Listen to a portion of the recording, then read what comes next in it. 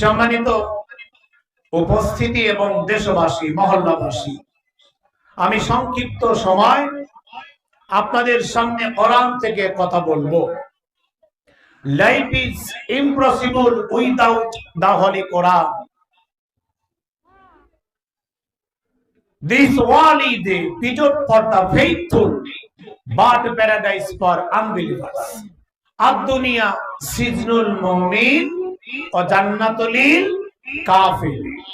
Zalikal kitab la raiba fi hudal lil muttaqin. সম্মানিত উপস্থিতি, আমরা যে তাফসীর মাহফিলে আসলাম, আমাদের এই তাফসীর মাহফিলে যিনি আসার সুযোগ করে দিলেন তিনি কে? চিল্লায় বলেন তিনি কে? তাহলে রব্বে কারীম আমাদেরকে কোরআনের মাহফিলে আসবার সুযোগ করে দিলেন, ঠিক কিনা? আল্লাহ তাআলা যতক্ষণ পর্যন্ত কোন বান্দা বান্দির উপরে ৭০ বার নেক দৃষ্টি দিয়ে না তাকান, ততক্ষণ পর্যন্ত পৃথিবীর কোন মানুষের পক্ষে আল্লাহর ইবাদত বন্দেগী করা সম্ভব নয়। নিঃসন্দেহে রব্বে কারীম আমাদের উপরে ৭০ বার নেক দৃষ্টি দিয়ে তাকিয়েছেন বলেই আমরা আজকের এই তাফসীরুল কোরআন মাহফিলে আসতে পারলাম, ঠিক কিনা? চিল্লায় বলেন ঠিক কিনা? যাদের নসিবে নাই, যাদের ললাটে নাই, যাদের কপালে হেদায়েত নাই, যাদের কপালে কোরআনের দাওয়াত নাই, যাদের কপালে কিয়ামতের ময়দানে কোরআনের সুপারিশ পাওয়ার আশা নাই, তারা এখনো মাহফিলে আসে নাই, ঠিক কিনা বলেন? কোরআন শরীফের মাহফিলকে যারা বয়কট করবে, কোরআনের মাহফিলকে যারা অবহেলা করবে, কোরআনের মাহফিলকে যারা অগ্রাহ্য করবে, কোরআন তাদেরকে অবহেলা করবে, অগ্রাহ্য করবে, অবহেলা করবে। কোরআন যাদের অবহেলা করবে, এই মানুষগুলো আর যাই হোক আল্লাহর জান্নাতে প্রবেশ করতে পারবে? অতএব কোরআনকে ভালোবাসুন, কোরআন পড়ুন, কোরআন বুঝুন এবং কোরআনের আলোকে জীবন গঠন করুন। আল্লাহ আমাদেরকে তৌফিক দান করেন, সকলে পড়ি আমিন। তাহলে এই মাহফিলে তিনি আমাদের আসার সুযোগ করে দিলেন যে রব, সেই আল্লাহকে সন্তুষ্ট করার দরকার আছে না নাই? আমরা আমাদের অন্তরে অন্তঃস্থল থেকে কালেমাতুশ শুকরিয়া আদায় করছি এবং পড়ছি আলহামদুলিল্লাহ।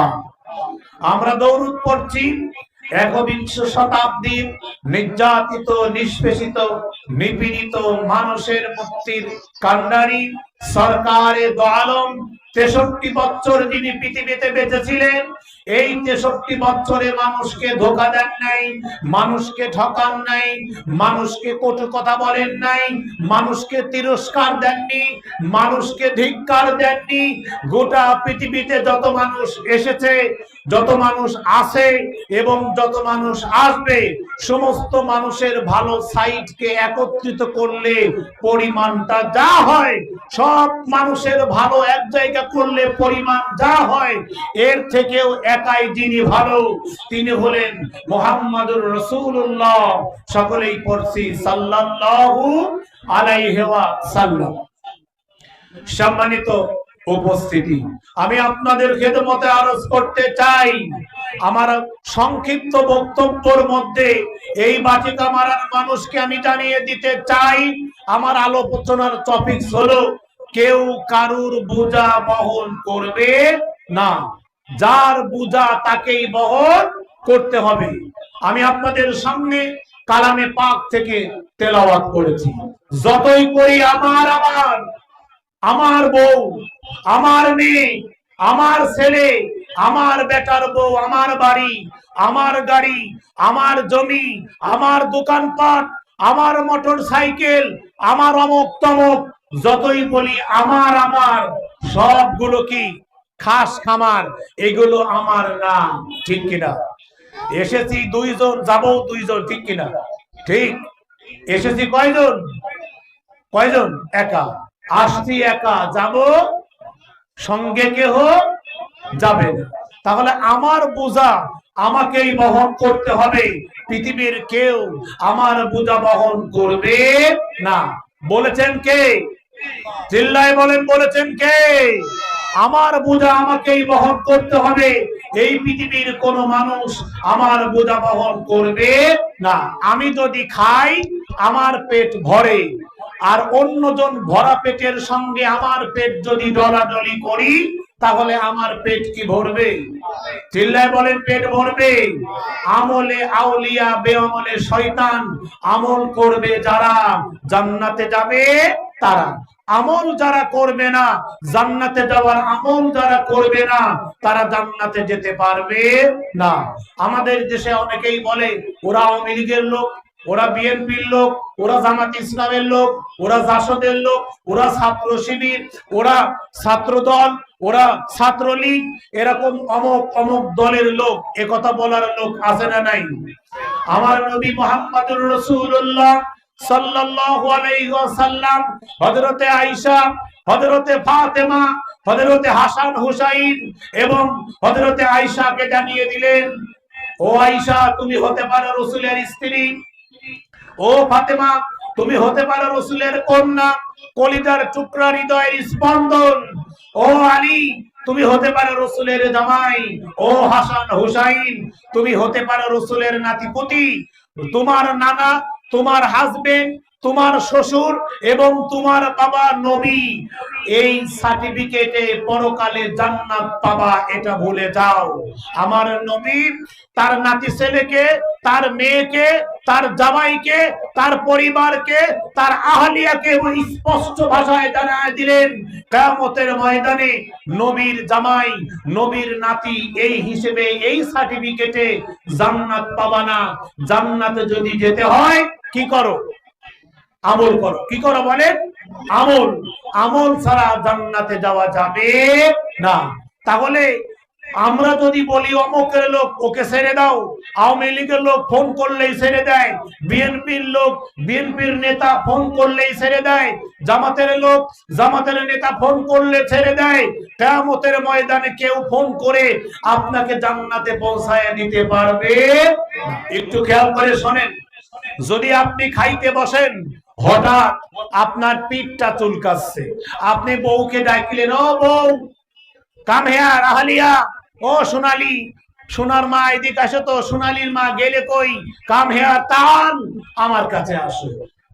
স্ত্রী বলে, চেঁচাও কেন? বলে যে খাইতে বসছি, হাতে তো এঁটো, পিঠ একটু চুলকানের দরকার, একটু চুলকা দাও তো। এরকম ঘটনা আমাদের জীবনে ঘটে কি ঘটে না? জোরে বলেন, ঘটে কি ঘটে না? ঘটে।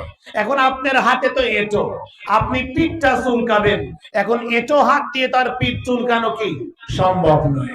আপনি আপনার মিসেসকে ডাকলেন, মেয়েকে ডাকলেন, মিসেসকে বললেন, এই আমার এই পিঠটা চুলকায় দাও তো। যে জায়গা চুলকানো দরকার ওই জায়গা ওর হাত যায় না, একটু ডানি, একটু বামে, একটু নিচে, একটু কি উপরে। আপনি বলেন, এই একটু নিচে, বেশি নিচে না, আরে ডানি, বেশি ডানি যায়, আরে বামে, আরো বামে যায়, উপরে নিচে, আসল জায়গা হাত কথা কয় না, আসল জায়গা হাত যায় না। লাস্টে স্বামী বলে, এই আমি বলি অমুক জায়গা দাও, খালি আর এক জায়গা দেয়, বলি ডানি দাও, বেশি ডানি দেয়, তা তোর দিয়ে চুলকাবই না। বউ বলে, তোমার চুল কই দেবো না, ঠিক কিনা? এ দ্বারা কে বোঝাতে চাচ্ছে আমি হাসির খোরাক দিইনি? একটু শরম রাখেন বাটিকা মারার মানুষ।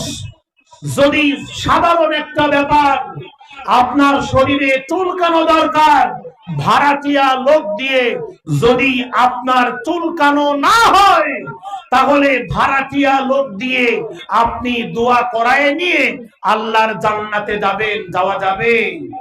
কথা বলেন, যাওয়া যাবে? যাবে না।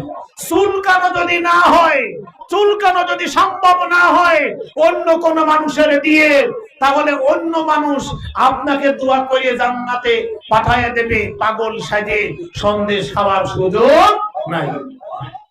এ তথ্যগুলো পবিত্র কালামে পাকের মধ্যে রব্বুল আলামিন 53 নম্বর সূরা 27 নম্বর পারা সূরা নাজম।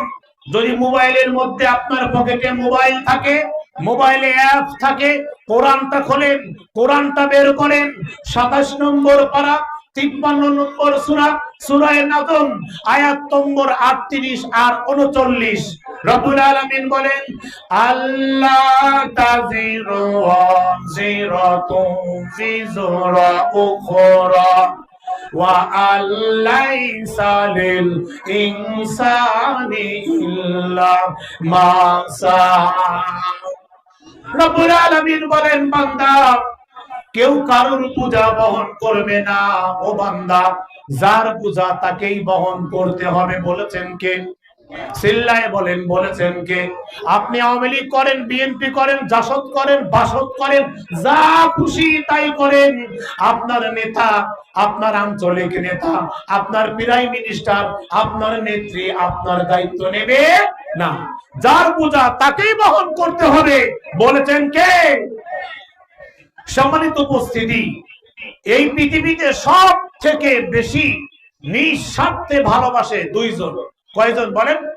দুইজন। কে কে? কথা কয় না। কে কে? কথা কয় না। মা আর কি? বাবা। কথা শুনেন, চলে আসেন।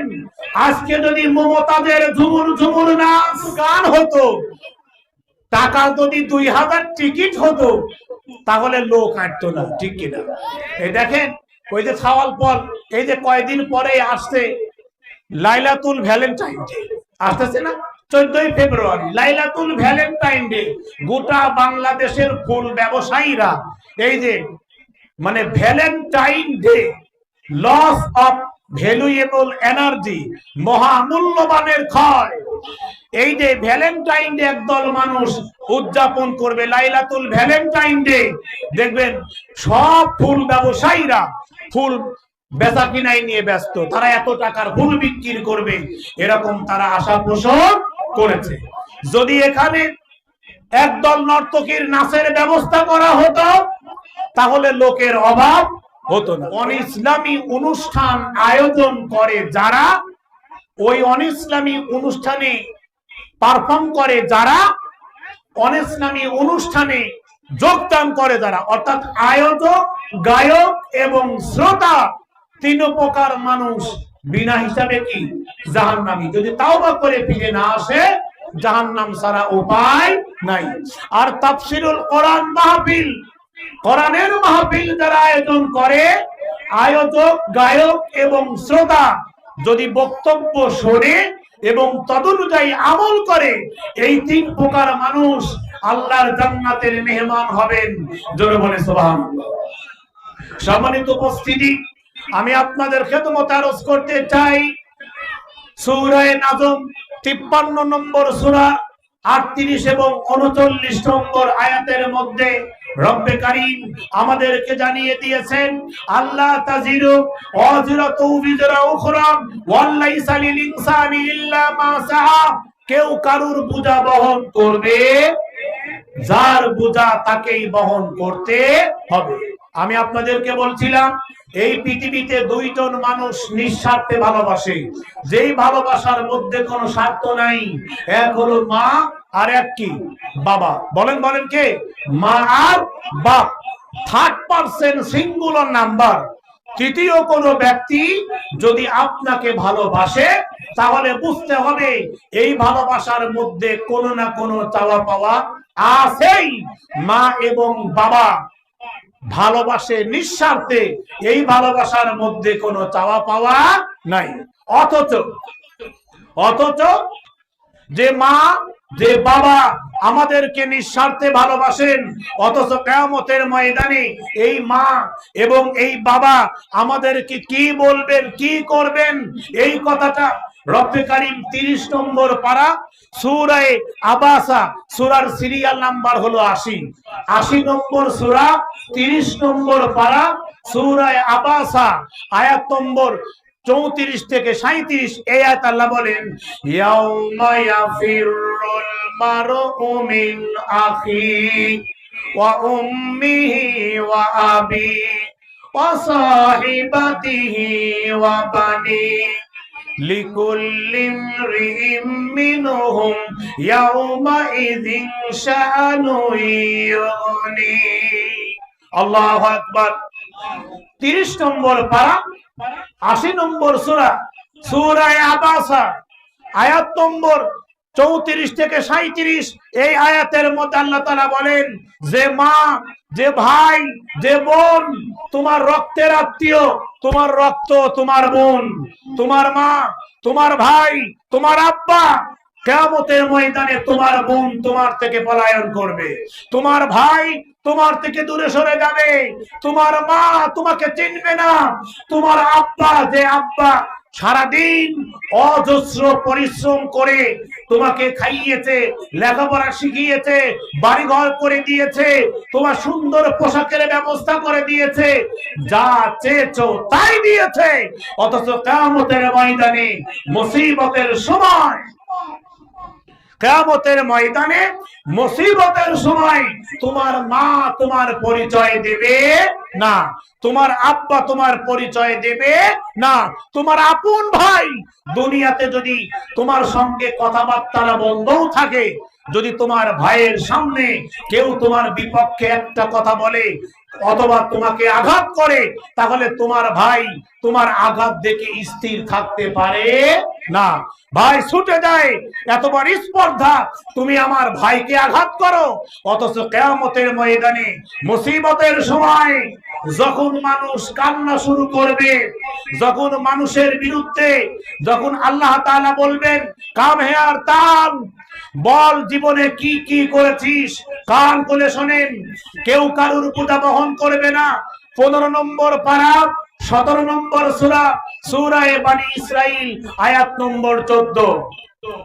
যদি মোবাইলে অ্যাপ থাকে বের করেন, আল্লাহ তাআলা বলেন কোরআন শরীফের মধ্যে ইকরা কিতাবাকা কাফা বিনাফসিকা আল-ইয়াওমা আলাইকা হাসিবা, ও বাটিকা মারার মানুষ, নির্জনে নিভৃতে টেপেন্ডা কয়টা খেয়েছো, গাঁজা কতটুকু খেয়েছো, বাবা কতবার সেবন করেছো, শিবুর দোকানে গিয়ে কয় আউন্স কয় গিলাস মদ পান করেছো, সুখ সুখ সুটকা গাঁজা এমন টান দেব উড়িয়ে যাবি ঘরের মটকা, যে কবি গাঁজা খাইসনি তার বাড়ি কইলেও যাইসনি, যারা করবি মানা তার চোখ হয়ে যাবে কি কানা, আমরা খাই লতা পাতা, এই নিয়ে এত কথা, আমরা খাই গাছের ফুল, এতে খুশি আল্লাহর রাসূল, জোরে বলি সুবহানাল্লাহ। এই সুবহানাল্লাহ বলেছেন কে? হাত উঁচু করেন, সুবহানাল্লাহ বলেছেন, জোরে বলি নাউযুবিল্লাহ। আপনি নির্জনে নিভৃতে একাকিত্বে কুমারখালীর ওই রেনুইক, কুষ্টিয়ার রেনুইক ইকো পার্কে গিয়ে ডেটিং সেটিং কতটুকু করেছেন, মোবাইলের মেসেঞ্জারে, ইমোতে অথবা ভয়েস এসএমএসে অথবা ভিডিও ফোনে কতক্ষণ আপনি আপনার প্রেমিকার সঙ্গে, আপনার প্রেমিকের সঙ্গে পরকীয়া প্রেম করেছেন, মিছে কথা কয়টা বলেছেন, জিনা জীবনে কয়বার করেছেন, ওজনে কম কতটুকু দিয়েছেন কম, দেশের টাকা বিদেশে কত পাচার করেছেন, কয়টা মানুষকে ভুঁড়ি বের করে বুড়িগঙ্গায় ভাসিয়ে দিয়েছেন, আয়না ঘরে কত মানুষকে ঢুকিয়ে দিয়ে নির্যাতন করে, স্টিম রুলারের মতো নির্যাতন করে তাদেরকে কঙ্কালে পরিণত করেছেন, কত মানুষকে আপনি হামলা দিয়ে মামলা দিয়ে বিদেশে পাচার করে দিয়েছেন, জবেহ করেছেন, বুকের উপর পাড়া দিয়ে জল্লাদকে জবাই করতে বলেছেন, কেউ না জানলেও যিনি জানেন তিনি কে, কেউ না দেখলেও যিনি দেখেন তিনি কে, কেউ না শুনলেও যিনি শোনেন তিনি কে। রব্বুল আলামিন কিয়ামতের ময়দানে বলবেন জীবনে কি করেছিস বল। বাটকে মারার মানুষ কান খুলে শোনো, রাতের অন্ধকারে প্রকাশ্যে ফিস ফিস করে তুমি মনে করতেছো আমি এই কাজগুলো করতেছি, কেউ দেখে নাই, বলে তুমি ওই জায়গায় এই কাজগুলি করতেছো কেউ দেখে নাই তো, ভাই আল্লাহর কিরি কেউ নাই, খালি আমি একা, আসলে কেউ আছে না নাই, যিনি আছেন তিনি কে। সম্মানিত উপস্থিতি, কোরআন শরীফটা খোলেন, 30 নম্বর পারা 82 নম্বর সূরা, সূরা ইনফিতর আয়াত নম্বর 11 আর 12। আল্লাহ বলেন শুধু আমি না রে, ওনে আরো একদল ফেরেশতা আছে। আল্লাহ বলেন কিরামান কাতিবিন ইয়ালামুনা মা তাফআলুন। রব্বুল আলামিন বলেন বান্দা কিরামান কাতিবিন, একদল ফেরেশতা তোমরা যা যা করো সবগুলি কি লেখে। কিয়ামতের ময়দানে আল্লাহ ডাকবেন আর বলবেন ও বান্দা ইকরা কিতাবাকা, কাফা বিনাফসিকা লাউমা আলাইকা হাসিবা। পড়ো তোমার আমলনামা, তুমি জীবনে কি করেছো। ইকরা মানে পড়ো, ইকরা কিতাবাকা, তোমার আমলনামা, তোমার কিতাব তুমি পড়ো। তখন মানুষ বলবে রব্বুল আলামিন, আমি নাই চুরি করে একটা গোলাপ ফুল উঠাইছিলাম, নাই একদিন আকিস জর্দা দিয়ে 22 জর্দা দিয়ে একটা পান খাইছিলাম, অথবা একটা মেয়ের হালকা একটা চোখ মারিছিলাম। আল্লাহ তুমি এটাও লেখছো। লা ইউগাদিরু সাগীরাতান ওয়ালা কাবীরাতান ইল্লা আহসাহা। 15 নম্বর পারা 18 নম্বর সূরা, সূরা কাহাফ আয়াত নম্বর 49 বাড়িতে দেখবেন। সূরা কাহাফের 49 নম্বর আয়াতের মধ্যে আল্লাহ তাআলা জানায় দিলেন, ও দুনিয়ার মানুষ, যখন আমি তোমাদেরকে বলবো তুমি তোমার আমলনামা পড়ো, জীবনে কি করেছো, কি করেছো, কি খেয়েছো, কেউ না জানলেও কেউ না দেখলেও যিনি দেখেন তিনি কে? আল্লাহ বলবেন পড়। এই বাটকে মারার মানুষ, পড়, করেছিসটা কি? ওজনে কতটুকু কম দিয়েছিস, মিথ্যে কথা কতটুকু কম বলেছিস, সবগুলো বোর চুল ধরে দুপুর দুপুর করে কয়বার কিলেছিস, সব লেখা হবে কি হবে না? তখন মানুষগুলো বলবে লা ইউগাদিরু সাগীরাতান ওয়ালা কাবীরাতান ইল্লা আহসাহা। এ কেমন আমলনামা গো, ছোট বড় কিছুই বাদ দেওয়া হয় নাই, সব লেখছো আল্লাহ। কিয়ামতে আল্লাহ বলবেন, আমরা কি বলবো এটাও কি আমাদের মৃত্যুবরণ করার আগেই কোরআন শরীফের মধ্যে আছে না নাই? জোরে বলেন আছে না নাই? এখন ধরেন এই তরুণ মোড়ের উপরে একটা রয়্যাল বেঙ্গল টাইগার হা করে বসে রয়েছে। আমি বললাম, ওই সুজন, ওই যায় না, তরুণ মোড়ের উপরে একটা রয়্যাল বেঙ্গল টাইগার হা করে বসে রয়েছে, যদি যাও তো ধরে ঘাড় মটকা দিবেনি। এখন যদি সুজন আমার কথা না শুনে তরুণ মোড়ে যায় আর ঘাড় যদি বাঘ মটকা দেয়, তখন তো আমি বলবো দাঁড়া, কেমন লাগে দেখ, ঠিক হয়েছে, বলবো না? কেন বলবো? কারণ তোর মানা করলাম শুনিস নাই, এখন দেখ কেমন লাগে, ঠিক কিনা? কেমন লাগে দেখ, আগেই বললাম যাস নে, ঠিক হয়েছে, বলবো কি বলবো না? এ কথাটাই কোরআন শরীফের মধ্যে আল্লাহ বলে দিলেন। যদি কোনো পরীক্ষার প্রশ্নপত্র আগেই ফাঁস হয়ে যায়, পরীক্ষা বাতিল হয়ে যায়, ঠিক কিনা?